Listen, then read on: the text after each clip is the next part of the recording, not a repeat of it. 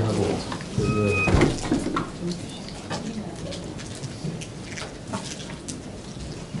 좀 졸리는 시간인데 한 번도 조는 분 없이 아주 굉장히 진지하게 해주셨고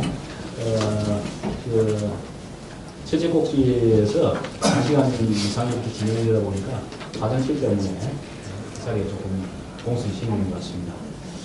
그러나 진행을 해야 될 불가피한 사정입니다. 이제 500년 전에서 현대로 돌아오겠습니다. 지난해에는 의명문학 세미나로 두 꼭지를 이렇게 진행을 했습니다만 올해부터는 한 꼭지는 의백에 관한 걸 하고 한 꼭지는 청강문학으로 해서 현대문학을 같이 조명을 해 나가야 이 청강문학이 500년을 아우르는 그런 어떤 세미나가 되지 않겠냐 해서 지난해와는 조금 방향을 달리해서 이렇게 진행을 합니다. 지금부터 청강문학 세미나를 진행하겠습니다. 현대 시의 흐름과 청강 시문학에 대해 주제 발표를 해주실 유승호 교수님 소개드리겠습니다. 유승호 교수님께서는 연세대학교 국문과와 동대학원에서 문학 박사학위를 받았으며 서울신문 신춘문예 문학학문에 당선했습니다. 현재 한양대학교 교수로 재직하시면서 정객과 역진의 정행미학을 비롯한 많은 저서를 해놓으셨으며 현우문학상, 김달기문학상, 현대불교문학상 등을 수상하신 등 당대 최고의 문학평론가로 평가받고 있습니다. 소개해드리겠습니다. 여러분 큰 박수로 합니다. 이어서 토론을 해주실 시인 배한봉 선생님 소개드립니다.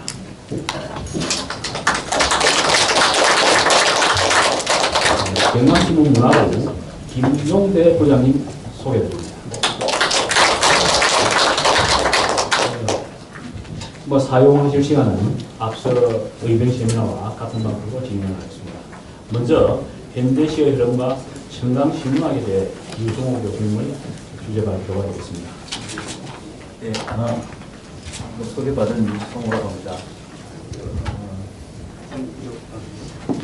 여러 선생님들이 우리 시상식도 있고 해서 시간 지역 압박이 좀 있습니다. 그래서 지금부터 정확하게 20분에 제 말씀을 요약해서 말씀드리는 걸로 소임을 해보겠습니다. 먼저 이런 전제로 좀 말씀드리겠습니다. 여기 김복근 선생님으로부터 이렇게 원고 의뢰를 받았을 때 제가 이 원고 한 70매 정도 분량인데 어쨌든 그 성격을 좀 제안을 했습니다. 하나는 조금 전에 우리가 발표되었던 그 400~500년 전에 박재우 장군의 한시를 절이라고 하는 이디엄으로 풀어내는 그런 것과는 좀 달리 최근에 이 청강문학상이 실시된 이후에 대상 수상작들을 대상으로 해서 어떠한 경향과 수준을 가진 작품들이 청강문학상을 그동안 수상해왔고 또 심사위원단은 물론 어떤 미학적인 수준을 가장 최우선의 고려로 삼았겠지만 어떠한 그 성취를 이룬 작품들에게 호의적이었는가 이런 걸 좀 비납적으로 제가 평가하려고 쓴 글이고 또 하나는 청강문학상이 여러 장르에서 시상이 되고 또 공모가 이루어지고 있는 데 비해서 운문 장르, 즉 시와 시조에만 한정된 글입니다. 아마 내년이나 그 다음 해쯤은 서사 쪽이나 수필 쪽도 아동문학 쪽도 또 어떤 분이 또 이런 분야들도 실어내시지 않을까 이런 제한점을 좀 두고 말씀을 드리고자 합니다. 원고는 읽지 않고 선생님들 이렇게 대면을 하면서 제가 그냥 말씀을 드리도록 하겠습니다. 그리고 20분에 정확하게 끝내겠습니다. 사실 우리 청강문학상의 제정 의도 이런 걸 보면은 경남 의령군이 의병장인 천당 곽재우 홍장군의 숭고한 뜻을 기리는 계기를 마련하고 추구정신 함양 및 문학의 저변화 확대와 우수문인 배출은 물론 청정 의령의 가치를 전파하기 위해 제정하였다. 이렇게 기록되어 있습니다.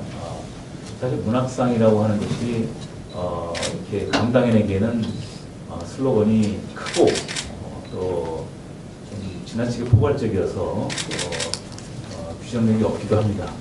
하지만 그 안에 담겨 있는 것은 어쨌든 다른 여느 사항과는 다른 의경군의 어떤 정신적 표상을 그래도 훼손하지 아니하는 내용상의 어떤 건강성이나 그리고 우리 보통의 어떤 상식을 가진 사람들이 읽기에 지나치게 부정적이거나 극단적이거나 이런 것보다는 조금 삶에 긍정적이고 이런 쪽으로 원리를 삼는 작품들에 대한 우호를 밝힌 것이라고 할 수 있겠습니다. 사실 예전에야 국가가 전란에 쌓이고 이랬을 때야 충이라고 하는 개념이 최우선의 가치로 이렇게 배치되고 또 거기에 최선의 어떤 자신의 삶을 바쳤던 사람들이 우리가 지금 아주 훌륭한 선열로 기억하지만 지금 우리 사회 그러면 전쟁이 뭐 당장 뭐 가시적인 전쟁이 있는 것도 아니고 전쟁이라면 일상적으로 치르는 자본과 또 뭐 이런 관계의 싸움만 있고 또 미학도 굉장히 축적금이 많아서 이제는 뭐 웬만한 작품들로서는 사실 좀 수상작이 되기 어려운 어떤 그런 뭐랄까 질적인 축적도 이루어진 시기라서 사실 이러한 규정의 어떤 고전적인 그 내포는 조금 더 현대적으로 오면 어떤 규정이 되냐 하면은 아주 그 아름다움만 노래한 작품보다는 그래도 삶의 어떤 구체적인 맥락들이나 어떤 그 고민들이나 이런 것들이 들어갔으면 좋겠다. 그게 아마 과거에는 춤이라든가 이런 것들이 뭐 가장 현실적으로 자기 국가와 사회를 위해서 이바지하는 것이지만 지금은 춤이라는 개념을 직접적으로 실현하기는 뭐 상황적으로 불가능한 시대니까 그것들 사회적 저변을 좀 확산시켜서 또 다양화시켜서 우리 사회를 살고 있는 많은 그 어려운 분들 또는 이런 분들의 고민과 어떤 그런 타자성의 감각을 가져서 내려가 있는 시들을 조금 더 품어주면 어떨까 하는 그런 예측이 있었는데 다행인지 그 작품들을 비납해 보니까 그런 속성들이 좀 많이 보였다 이런 측면이 하나 있고요. 또 하나는 이제 시와 시조로 나누어서 이렇게 수상을 이제 홍모와 시상을 치르시고 계신데 아마 장르상의 차이에서 오는 조금의 차이가 좀 있습니다. 그래서 제가 2장은 이른바 자유시, 3장은 이른바 정형시 이렇게 나누어서 모두 9편을 분석했습니다. 왜 9편이냐면은 저도 몰랐지만 이럴 때는 시와 시조를 통합해서 한 분만 주셨더라고요. 그래서 그때 공교롭게도 시조 쪽에서 그때 대상이 나와서 시조는 5편이 대상작이 되고요. 시는 자유시는 4편이 대상작이 되고 있습니다. 대개 이제 보통 우리가 시를 서정시라고 하는데 이 5편 혹은 4편이 공히 우리가 보통 은유적 원리라고 하죠. A를 노래하지만 사실 B를 노래하고 있는 것. 땅강아지는 노래하고 있지만 그 땅강아지는 노동자를 비유하고 있다거나 아니면 노을이 지고 이러지만 사실 그 지는 노을은 지금 시를 쓰는 노인이 되고 이런 게 이제 은유죠. 그러니까 사물을 통해서 사물 자체를 재현하고 복원하는 게 아니라 그 사물을 바라보고 관찰하고 표현해내는 시인 혹은 시적 화자의 내면과의 어떤 이런 유추적인 연관을 가져서 그 표현을 이런 원리를 은유적 원리라고 하는데 지금 분석되고 있는 시들은 대체로 그러한 원리에 기초하고 있습니다. 그거는 서정시 아주 가장 기본적인 작법이자 궁극적인 작법이기 때문에 아마도 이 천강문학상도 음모와 심서와 수상이라고 하는 절차를 거쳐야 되기 때문에 아주 모나고 이를테면 시의 경우 아주 짧거나 아주 길면 불가능하고 또는 뭐 연작시를 쓸 수도 없고 딱 한 편의 시가 가지고 있는 그런 어떤 이른바 컨테스트에 부합하는 속성과도 또 연결됩니다. 그러니까 시가 모나지 않고 안정적이고 누가 보아도 별로 흠은 없지만 그렇다고 아주 탁월한 개성을 갖고 있는 것은 좀 제약되는 그런 속성들이 이 음모작들에 다 연관되어 있습니다. 이거는 이따 토론문에도 나오겠지만 그럼 과연 이 다른 데서 하는 시추문예나 이거하고의 어떤 내용적 차별성 또는 그 청강문학상이 가지는 독자성은 어떻게 확보되어야 하는가 또 과연 가능하긴 하나 또 가능하더라도 소망스럽긴 한가 뭐 이런 파생적인 질문들이 계속 있을 수 있습니다. 제가 토론 때 좀 제 말씀을 드리도록 하고요. 뭐 그런 이제 틀 안에서 이 수상작이 결정되었습니다. 대개 보시면 알지만 지금 2회부터 자유시 제가 2장에 분석하고 있는 것은 첫 번째 2회의 박은영 시인의 토구라는 작품은 이 토구라는 게 땅강아지인데 당연히 그 이른바 우의적 알레고리적 작법으로 이 토구가 가지는 실존적 무게와 그럼에도 불구하고 지극한 노동과 헌신으로 살아가는 이 시대의 가장들, 등이 굽어버린 우리 시대의 아버지들, 에 대한 어떤 헌사를 겸하고 있습니다. 그러니까 읽어보시면 알지만 이게 딱 토구에 관한 시가 아니죠. 읽어가다 보면 토구가 연상시키는 누군가가 사회적으로 마련이 되는데 대개 우리가 흔히 말하는 지식인들이나 권력자가 아니라 당연히 타자들, 사회적 부심으로부터 밀려나 있는 사람들이 그 우위적 형상을 입고 시에 전면적으로 들어오는 형국이죠.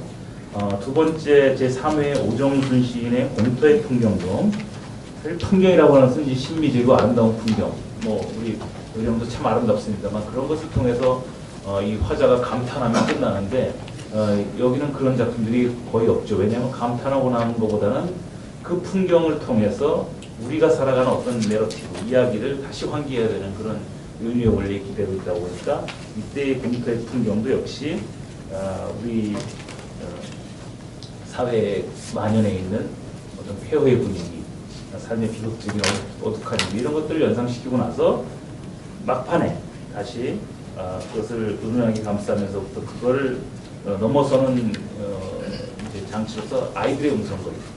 원래 그 어떤 것이 폐허에 아이들이 놀고 있으면 그게 희망의 원리를 예시하는 것 아닙니까? 뭐 그런 건 아주 뭐 영화사적으로 뭐 모든 예술이 다 공통적이죠. 뭐 완벽하게 전쟁이 나서 폐허가 된 그 전쟁터에 아이들 둘이 구슬장난을 하면 쟤들을 통해서 또 역사는 이어질 것이다. 이런 희망의 원리를 주는 거 아닙니까? 그런 공터의 풍경은 그런 원리를 취하고 있고요. 밤 외출이라는 작품도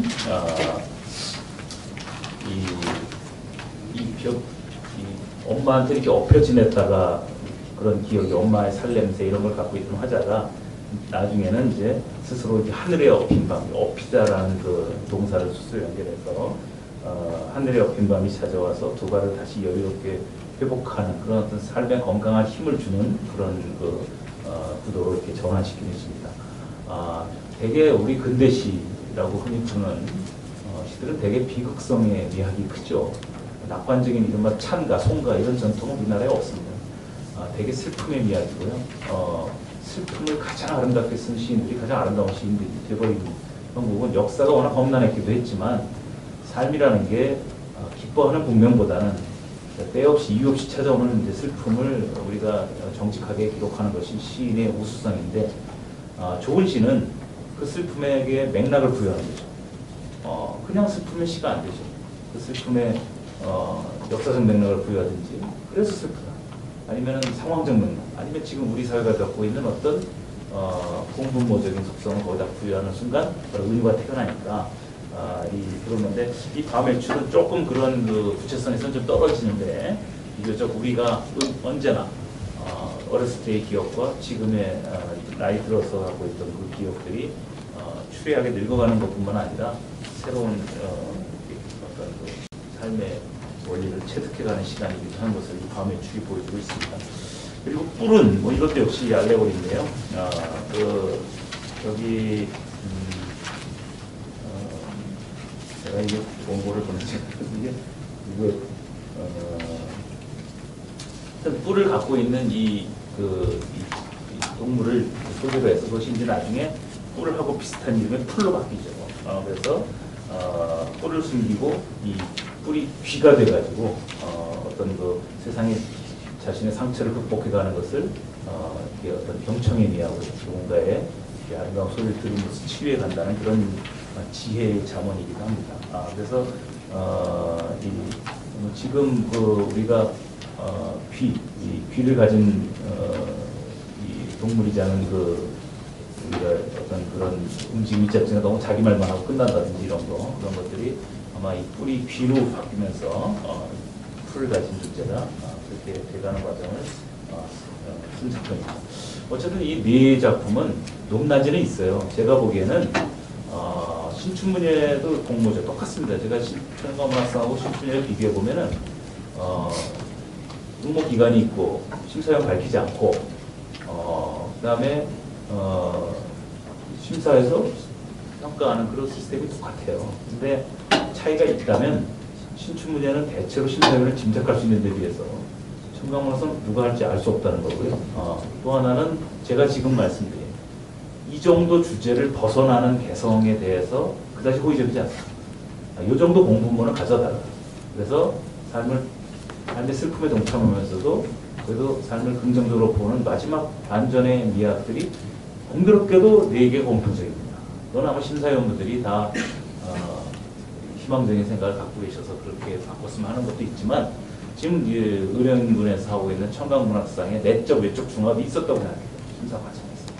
그래서 삶의 건강성에 최종적으로 기여하는 작품들에 대해서 오케이를 놓으신 게 아닌가 하는 생각을 좀 해봅니다. 미학적 수준은 어차피 그 상대적 시선이 가능한 것이니까 이 작품들이 다른 시점보다 뛰어난지 어쩐지는 또 어떻게 증명되냐면 이분들의 미래가 결국 역으로 규명할 겁니다.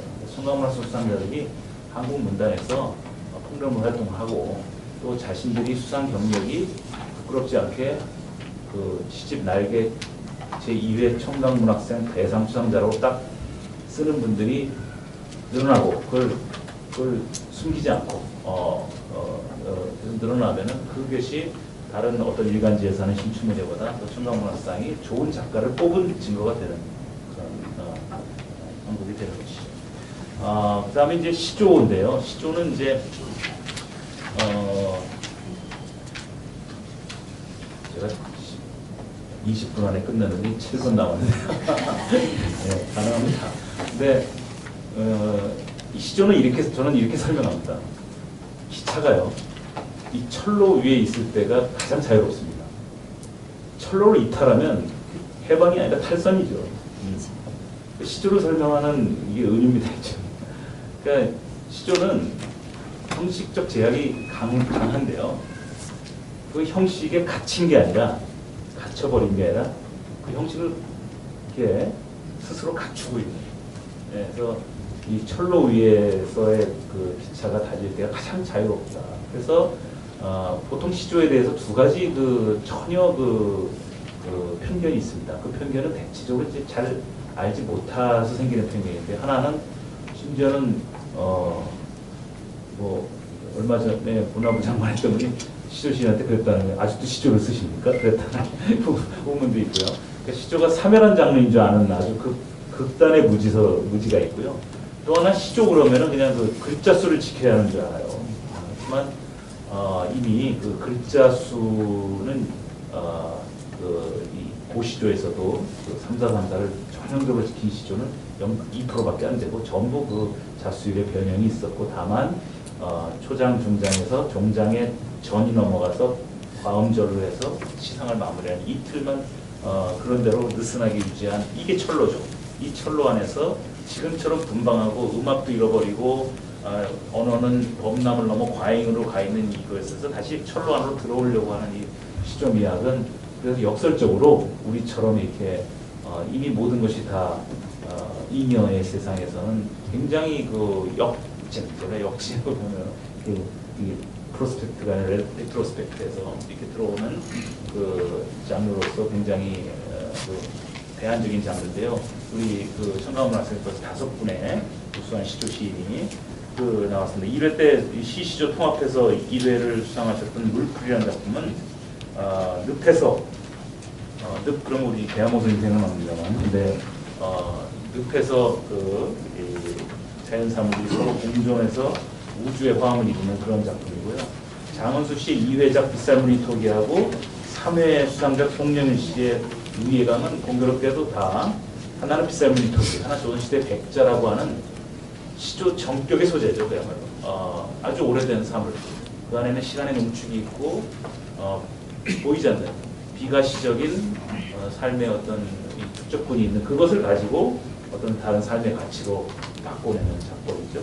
그다음에 4회 때 박혜성 씨는 만복 열쇠점이라는 건데요. 이거는 이제 또 시조에서 저도 간헐적으로 보입니다만 우리 시대의 그 이른바 비정규적이면서 사멸해가는 노동 형식이죠. 열쇠점이라는 게 소멸해가는 노동이죠. 그리고 뭐 도장 파는 사람이라든가 혹은 우리가 어렸을 때 봤던 지금 다 소멸해본 노동의 형식들이 많지 않습니까? 그걸 시조가 마지막 안간힘을 다해서 그 마지막 장면을 묘사하고 있는 거예요. 또 그런 그 장인들, 어떻게 보면 한 시대의 그 소규모적 노동의 장인들을 이렇게 기록한 작품이고요. 마지막 늦가을 문상은 문상이라고 하는 문상이 소멸지향적인 거죠. 가을도 소멸이고. 근데 거기서 그 소실점을 돌아서 이웃 간의 따뜻한 새로움을 기약하는 그런 시입니다. 어쨌든 시조는 질서와 중용의 언어고, 그래서 시조가 현실에 관심을 갖더라도 자유시처럼 상당히 그 격앙된 어조를 취하기는 장르상으로 어렵습니다. 또 분노하는 시조를 본 일이 있는가? 가능하죠. 하지만 약간 옷이 안 맞아요. 그 화자가 막 분개해서 그렇게 시조를 한번 써볼 수 있죠. 하지만 그 선로하고 그 차량하고 잘 안 맞아요. 그래서 시조도 현실에 참여할 수 있고 시조도 정의를 통해서 불의를 실패할 수 있지만 언어를 전혀 다른 언어를 써야 됩니다. 그래서 이게 어렵죠. 하지만 이론적으로 가능합니다. 분노하는 시조 가능합니다. 뭐 다 가능해요. 하지만 실물을 막 찾아오라면 찾아올 수 없습니다. 그만큼 시조는 시조라는 양식을 택한 시인 스스로가 정격과 그런 부심적 고전성을 스스로 인준한 거예요. 그게 아니라 나는 할 말이 많다 그러면 이제 다른 시를 쓰게 되겠죠. 이렇게 어느 누구도 사전적으로 규정한 바는 없지만 장르를 선택하는 순간 이미 그것이 반은 해결되고 들어가 됩니다. 그래서 시조는 역으로 말해서 시조를 통해서 변격을 극대화한다든가 아니면 아주 자수율을 지나치게 확산해서 시조라는 것은 종장의 마지막 세 글자 아니면 이거 시조인지 돌쇠 알 수 없는 그런 형국은 시조의 창작적 대안이 될 수 없고요.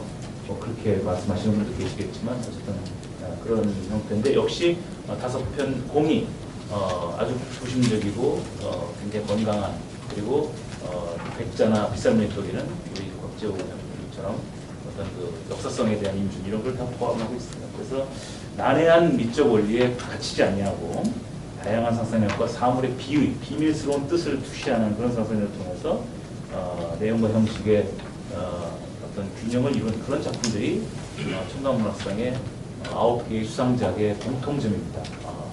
물론 공통점보다 차이점이 더 많습니다. 차이점은 제가 거기다 작품당 일정한 매수로 다 좀 이렇게 소상하게 해놓은 거가 있는데 그건 이제 작품 분석이고요. 전체적인 논리는 인정합니다. 그래서 제가 드리고자 하는 말씀은 시간적으로 우리 그동안 청강문학상이 공정하고 그리고 비교적 건강한 작품들을 골라왔다.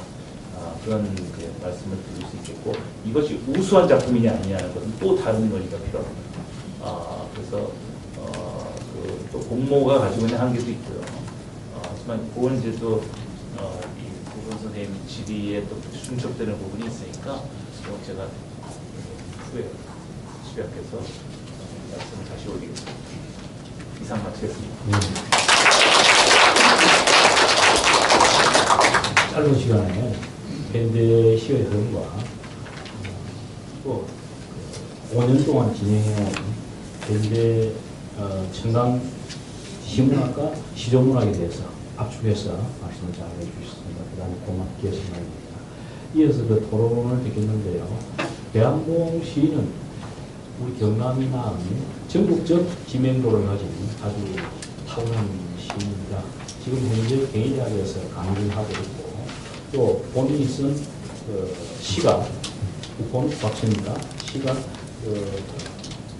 고등학교 교과서에 수록이 되어 있는 그런 시입니다. 좋은 토론 부탁드리겠습니다.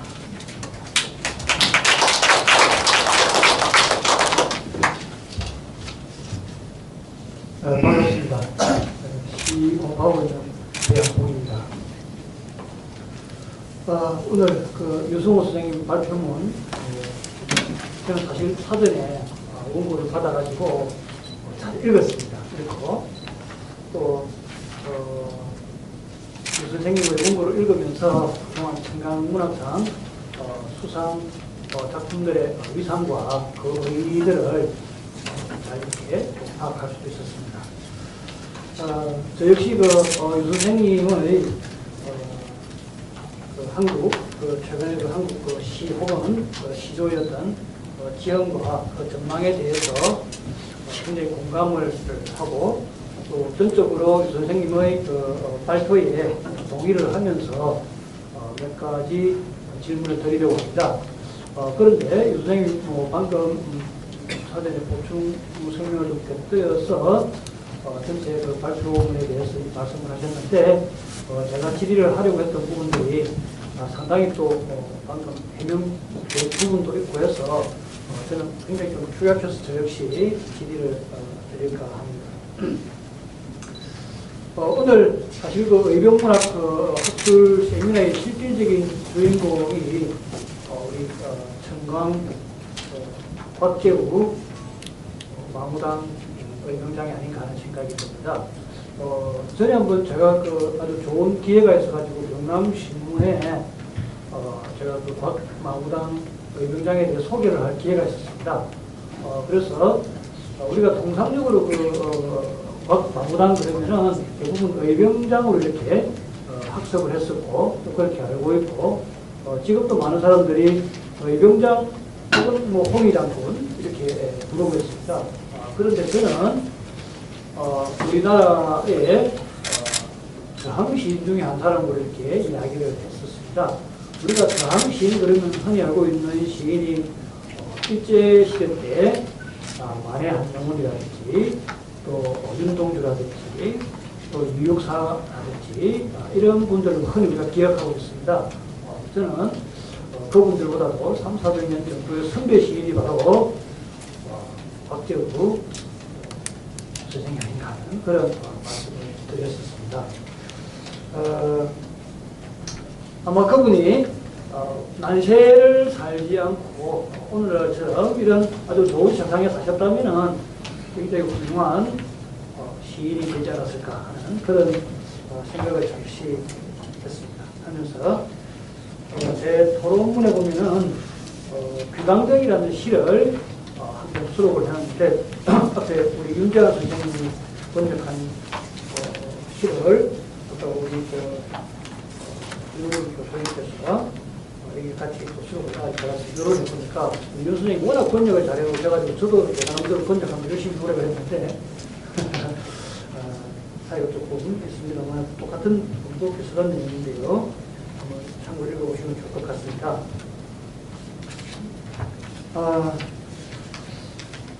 우리 이제 유승호 선생님께서 청강문학상 수상 시의 양상을 분석하면서 시의 비율은 단아하고 연구한 고전적 작품과 생활적 구체성을 지향하고 있다고 이렇게 말씀을 하셨는데요.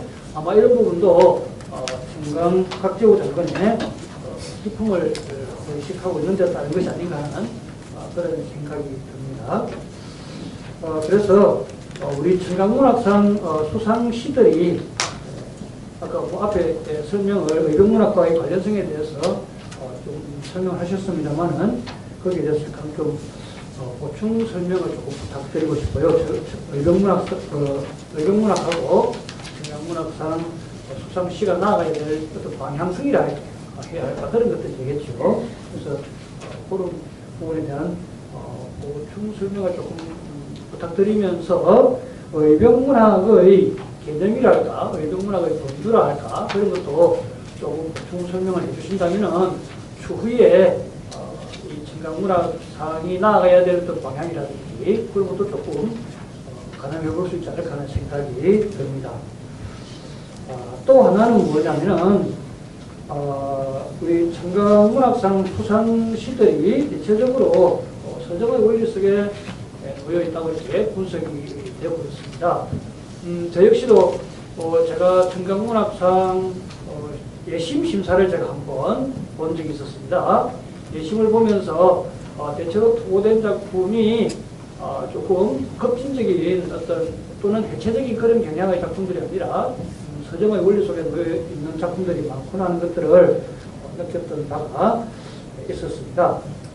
그런데 최근에 우리 제 여기 토론문에는 2010년 전후의 시라고 이야기를 했는데 여기서 2010년이라는 것은 청강문학상이 제정된 횟수를 이야기하는 것이 아니라 청강문학상이 제정된 시기를 이야기하는 겁니다. 2010년이라는 것은. 그래서 청강문학상이 제정된 2010년 전후에 한국 시, 특히 신진 시인들의 시가 대체적으로 좀 자폐적이고 또 분열적이고 또 해체 실험적이고 그렇습니다. 또 구조적이라기보다는 또 좀 반구조적인 그런 경향을 많이 띄고 있었고 그런 작품들이 무래지에 많이 발표되고 있었습니다. 거기에 반해서 우리 청강문학상 수상 작품들의 대체적인 경향은 우리 선생님의 분석대로 아까 서정의 원리 속에 놓여 있고 또 우리 삶의 구체성을 현미화해서 드러내는 경우가 많았습니다. 그래서 우리 청강문학상 수상자들의 경향이 당대 한국 시의 흐름에 어떤 영향을 미칠 수 있는지 혹은 미치고 있는지에 대해서 우리 선생님의 얘기를 좀 듣고 싶습니다. 그래서 이런 영향의 정도에 대해서 우리가 또 파악함으로 해서 앞으로 청강문학상 수상 작품들이 한국 문단 전체에 기여할 수 있는 크기가 얼마큼 되는지 우리가 가능해 볼 수 있지 않을까 하는 생각을 합니다. 또, 그 정도만 할까요? 예. 예, 그렇게 하겠습니다. 예, 그 정도에서 제 질의는 마치도록 하겠습니다. 예, 감사합니다. 이어서 우리 김용대 부장께서 발표되는데요. 김용대 부장께서는 경남시문 문화체육부 데스크를 맡고 있습니다. 지금까지 경남시문에서 청강문학상에서 굉장히 우호적으로 다루어 주시고 청강문학상이 이렇게 확대되는 여러 가지 도움을 많이 주셨습니다. 그리고 제가 토론문을 잠시 읽었는데 일반적으로 저희들 문사들이 생각하고서는 또 좀 다른 측면에서 이렇게 토론을 만들어드린 것 같습니다. 시간 충분히 드리지 못해서 정말 미안합니다. 지금 4시에 행사가 준비되어 있거든요. 그래서 압축해서 좀 말씀해 주시면 대단히 고맙습니다.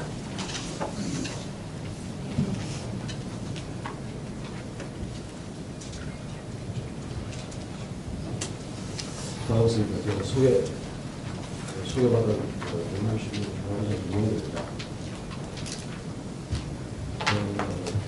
보통 이런 학술 세미나 나오면은 분야에 조사자들이 하고 그렇게 하죠.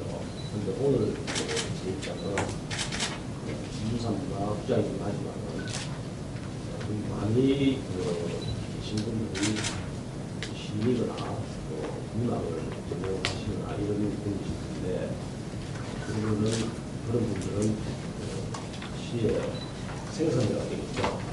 저는 시의 소비자로서 까지 말씀드립니다. 왜 이렇게 말씀드리냐면 제가 두 가지 질문을 던졌는데 사실상 유료 분께서 답변을 다 주셨어요. 답변을 다 주셨기 때문에 질문에 그거를 주셨고 시 소비자의 입장에서 몇 가지만 한 30년 전에 제가 대학을 다닐 때 현대시인 항해성에 대한 책이 그때도 나왔어요. 문화부장을 하면서 우리도 신춘 유래를 합니다. 원래 6회째가 되는데 그 심사위원들한테 제가 항상 이렇게 이야기해요. 쉬운 시를 좀 어려운 주제를, 어려운 인생 문제를 쉽게 풀어쓴 시를 좀 구하였어요. 과거 당선작들을 보면은 대체 무슨 말을 하는지가 사실상 모르겠다. 어려운 언어를 쓰지 말고 어려운 언어를 쓸 때 쉬운 문제를 다루는 것이고 쉬운 언어를 쓸 때 어려운 문제를 다루는 시를 뽑아달라. 그래야 독자들이 공감을 합니다. 그러면은 최근에 인문학이 죽었다 그래요. 그런 분들은 이렇게 이야기하죠. 철학이 죽었다. 철학은 누가 죽였느냐? 철학들이 죽였다 그래요. 왜냐하면 철학 서적을 사는 너무 어렵거든. 철학은 어려운 게 아니잖아요. 우리가 어떻게 하냐면 시의 효용성이 대단히 중요하죠. 뼈를 때 시한수 읽으면 위안을 받고 이것이 삶이다. 아, 그래서 힘을 얻고 그게 시의 효용성 아니겠습니까? 그런데 시집을 요즘 잘 안 나와요. 지금 매주 저한테 배달되는 시집들이 한 3, 40개 정도 돼요. 그 중에도 시집이 꼭 두세 권씩은 들어와요. 흥미를 갖고 한 것 읽기가 실제로 어려워요. 왜 그렇게 어렵게 써야 되나? 좀 쉽게 쓰면 안 되나? 그런데 그거는 심사위원들의 그러니까 시를 준비하는 사람 그리고 이미 기성신이 되어 있는 심사위원들 이런 분들이 계속 확대 재생산하는 건 아닌가? 그러니까 이런 생각이 들어요. 이 시를 내가 뽑았기 때문에 상당한 수준에 들어야 되는, 그러니까 이렇게 생각하는 건 아닌지. 그래서 내가 각필 부탁을 드리는데도 뽑힐 때마다 점점 어려워요. 그러면 독자들이 안 읽게 되잖아요. 읽지 않는 시의 효용성이 얼마만큼 있겠습니까? 그렇지 않나요? 청정문학상의 수상으로 보면 7,200만 원 정도 돼요.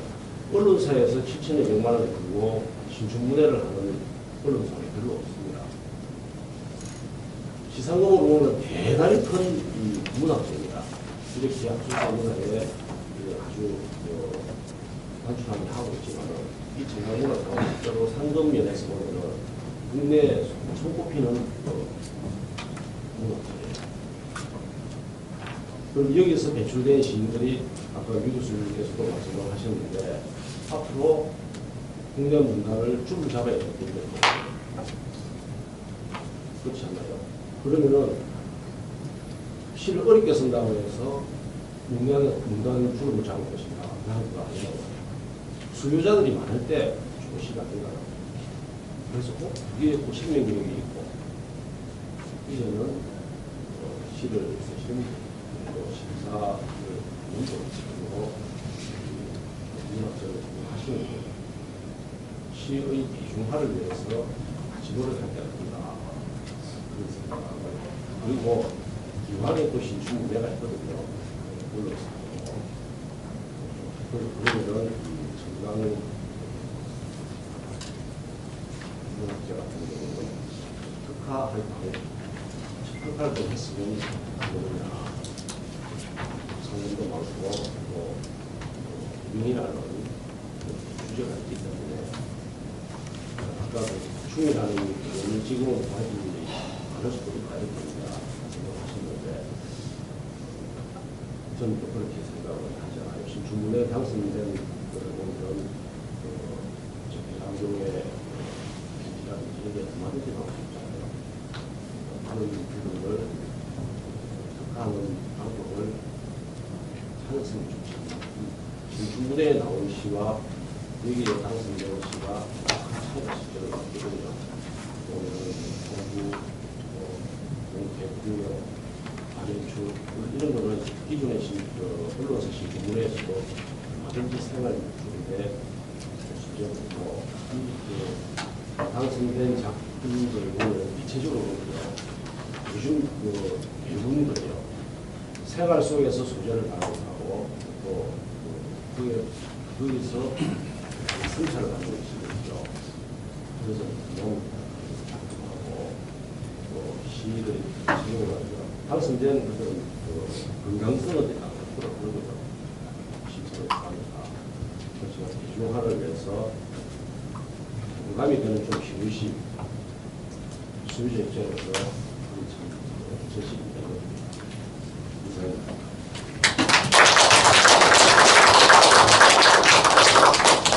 유 교수님 답변 부탁드리겠습니다. 질문이 여러 있지만 종합적으로 말씀드리겠고요. 짧게 말씀드리겠습니다. 이건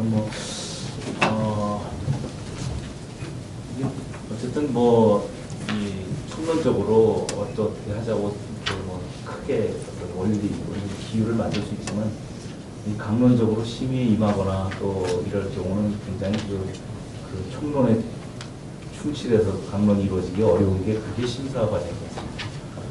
저는 개인적으로 청강문학상이 어쨌든 의령군에서 이러이러한 역사성을 계승하고 그걸 현대적으로 확산하는 데 기여한다는 이런 큰 틀에서 좋은 작품이고, 그리고 대한민국 국민으로서 가지는 기본적으로 건강성에 크게 위배되지 않는 좋은 작품 정도를 뽑는, 그렇지만 그게 이제 크게 대의에서 어긋나는 주제를 갖고 있잖아요. 뭐 이런 거 정도. 만약에 주제를 조금 더 이제 이 국제오장군이나 이 청강문학상 역사성으로 소재나 주제 영역을 조금 더 좁혀서 만약에 공모를 한다면은 선명해질 수는 있지만 현대시가 가지는 다양한 외연들을 포괄하기 어렵고요. 또 제 경험상으로는 지금 시를 쓰고 있는 젊은 사람들, 뭐 젊다는 꼭天문학적 연령뿐만 아니라 대개 청강문학상에 응모할 수 있는 그런 창작 연조를 가진 사람들의 시 경향하고는 뭐 맞지 않을 수 있다. 그래서 더 저변학대나 많은 응모자들이 또 그중에서 또 좋은 작품이 나와요. 그러니까 그런 경우는 주제만큼은 더 여기서 더 스페셜라이즈해서 특화시킨다면 조금 안 좋지 않을까. 그게 제 생각이에요. 그렇지만 이것도 운영위원회나 그동안의 작품들을 준비를 하셔서 이러이러한 것들도 아예 공모 단계에서 이러이러한 주제를 충족시키고 이런 공모도 있습니다. 그거는 이제 되게 이제 역사소설, 소설 장르에서는 되게 그런 경우를 취하는 경우도 있죠. 하지만 청강문학상이 이렇게 전국의 다양한 계층에서 또 큰 주제적 어떤 제약 없이 이렇게 하는 열린 공모에 대해서는 그 특화 방식 자체가 굉장히 이론적으로는 되는데, 이게 그렇게 해놓았을 때 만약에 좀 심의해서 그 주제 영역과 멀어진 작품들은 이제 배제해야 된다, 이런 측면이 있고요. 또 한 가지는 그 심사를 해보면 이 심사자가 겁이 많아서 그런 게 아니라 이게 자기 이름을 뽑았는데 아주 개성적이거나 모범 이런 것보다는 좀 안정적이고 구심적이고 모범적이고 또 문학의 기율을 대체적으로 지킨 작품들을 뽑으려고 해요. 다 관성상. 그게 바깥으로 나갔을 때 큰 문제가 안 되는 거죠. 근데 아주 개성적인 작품을 보면 그 심사 참 멋지다는 평도 듣지만 전혀 공정하지 않다. 그 심사위원회 너무 개성이 너무 짙게 반영됐다는 그런 또 어떤 여론적 문맥도 있습니다. 그게 공모제의 아주 근원적인 한계입니다. 잡지사시는 그렇게 안 뽑아요. 잡지사시는 아주 이상한 사람이 뽑습니다. 그걸 그 잡지가 그걸 지향하기 때문에 할 수 없어요. 하지만 지금처럼 어떤 지자체거나 신문사 같은 이런 공기들이 공적 퍼블릭한 데서 할 때는 더 특화하기는 어렵지 않겠는가 그런 생각이 들고요. 또 의병, 아까 춤 이런 것도 지금은 의롭다고 하는 것이 이 저항문학일 경우는 제국이 있고 식민이 있으면 식민에게 부과된 상대적 의가 이미 선언적으로 있는 겁니다. 제국은 아무리 해봐야 악이죠. 그래서 저항신앙이 있는데 지금처럼 이게 대한민국같이 안정된 국민국가에서 의와 불이라는 것이 어차피 상대적인 것이고, 그래서 의병문학이라고 할 경우에 의롭다고 하는 것이 누구에게나 절절하게 오는 보편적이라는 것이 있겠지만, 또 어떤 사회적 구체적인 어떤 현상을 놓고 이렇게 묘사할 때는 또 정치적 입장이나 경험에 따라서 달라질 수 있기 때문에 저는 이 의병문학을 우리가 입자고 하는 총론에 동의하지만 현대시가 그것에 너무 긴박되거나 아니면 너무 그 주장이 표면으로 드러나거나 이런 것도 많이 또 그건 시 자체가 좀 걷어들일 속성이 있기 때문에 말씀드리고요. 마지막으로 한 말씀만 더 드리면 시가 이제 대중화되고 쉬워진다는 건데요. 이건 정말 말씀드리기 어렵습니다. 저는 시는 쉬운 시와 어려운 시가 있지 않고 좋은 시와 나쁜 시만 있다고 생각합니다. 그러니까 어렵게 써서 나쁜 시가 있고요. 어렵게 썼는데도 좋은 시가 있고, 제가 이게 쉽게 쓴다고 이렇게 여기 시인도 계시지만요. 시인들 보고 좀 쉽게 쓰라는 말은 어떤 시인들은 그래 나도 좀 대중들하고 호흡하라는 뜻이겠구나 하는데, 어떤 사람은 이게 이 시에 대한 어떤 부정을 이렇게 받아들이는 거예요. 우리가 쉽게 쓴다고 할 때 내용이 쉽다고 하지만 조금 제가 농담을 좀 하면 그냥 쉽게 쓰는 분들이 있어요. 남조하는 거죠, 남조. 또 그게 베스트셀러가 돼요. 그 정도의 아주 쉬운, 정말 쉽게 쓴 시대보다는 아주 공력을 다해서 어렵게 쓴 시대. 근데 선생님께서 말씀하신 거는 이 어렵게 썼지만 좀 다가가는 내용이나 언어는 좀 쉬웠으면 하는 거죠. 그게 일들의 시입니다. 그러니까 저는 우리가 우리의 마음을 이렇게 울리는 시들은 쉬워서가 아니라 그 어떤 그 빛나는 그 한 구절이 있거나 그 개성은 다른 사람하고 닮지 않아서 이런 이게 굉장히 어려운 얘기입니다. 저도 학교에서 시를 가르치는데 어렵게 쓰라고 하는 시 선생님이 어떻게 했어요? 다 쉽게 쓰라고 하죠. 쉽게 쓰는데 그게 너무도 낯익어서 하나만 한 것처럼 쉽게 쓰면은 더 이상 시에 기여하는 바가 없고요. 그리고 그러니까 새로움과 쉬움 사이의 변증법이 어렵다. 새롭게 써야 되는데 쉬워야 됩니다.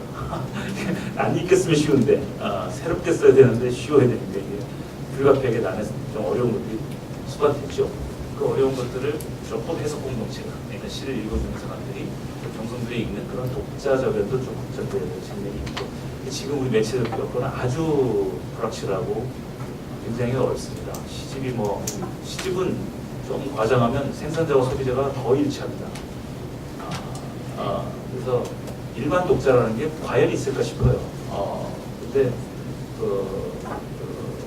어쨌든 그렇지만 수요자도 시를 읽는 동안 소비자니까 그 소비자의 공감을 얻고 이학적 공감을 얻는 그런 거는 한없이 잡혀되거든요. 그것이 쉬움과 어려움의 문제는 좀 아닌 것 같고 또 이렇게 해야 될 부분이 있지 않을까. 청강문학상의 시는 제가 분석을 해보니까 전혀 어렵지 않았습니다. 그리고 제가 비평가에서 그런 게 아니라 아마도 심사위원 선생님들께서 이것이 바깥으로 나갔을 때 일반 독자들이 청강문학상 작품을 읽었을 때 이건 뭔 소리인지도 모르겠다라고 하는 작품은 절대 안 보신 겁니다. 근데 그건 신춘문예도 마찬가지고 공모제의 한계예요. 할 수 없는 겁니다. 그래서 그건 한계라서 우리가 극복하자가 아니라 그 한계를 아까 철로 드시고 한계를 인정하고 거기서 더 좋은 작품 뽑아서 청강문학상의 우수성 그리고 조금 저는 청강문학상이 아까 상금은 제가 처음 들었는데요. 어떤 전국의 탑3에 들어가는 이런 상금 공모를 갖고 계시면 이 구성원들 또는 수상자들에게 자부심도 주고 또 그분들이 또 이제 향후의 이적에 반드시 청강문학상 수상자들을 자랑스럽다는 그 사후 AS도 서로 이런 생각을 두서없이 해봤습니다. 이상입니다.